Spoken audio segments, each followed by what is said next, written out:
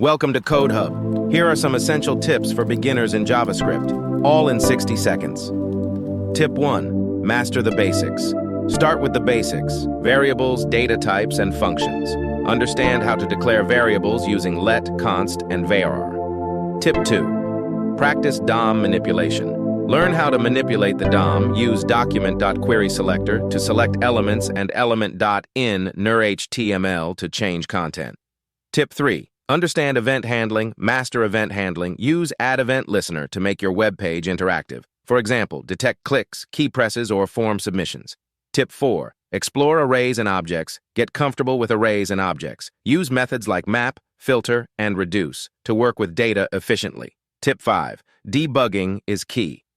Debugging is part of coding. Use console.log to check your code and catch errors early. Tip 6. Asynchronous JavaScript. Learn the basics of asynchronous JavaScript. Understand promises and how to handle async operations with async and await.